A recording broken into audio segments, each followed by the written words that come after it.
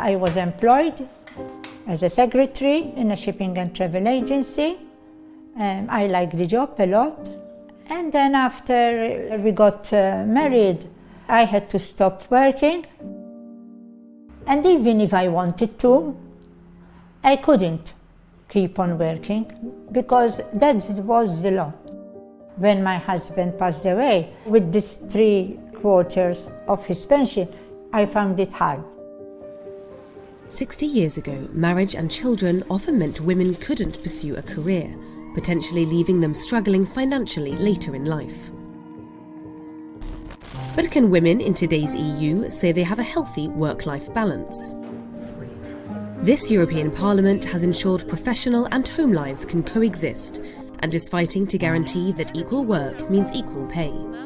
We are showing clearly the gender pay gap, that women are learning less, doing the same work, that the pensions at the end of the day are lower for women because they were paid less.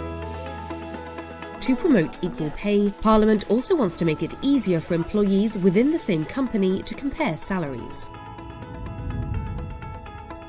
Meanwhile, MEPs are working to advance women's rights as human rights. We are one equality union and we should not have different rights for women. Since we decided about so many standards on so many fields, we should also bring one standard, common European standard for women's rights and gender equality.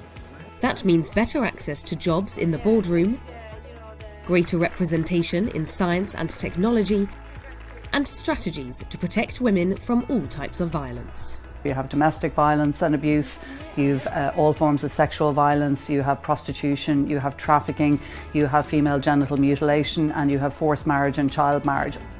We've been watching very closely and welcome the fact that the EU is moving to create a directive, an EU directive on combating violence against women. So we see the value very much of the EU playing its part and kind of setting a tone in this regard.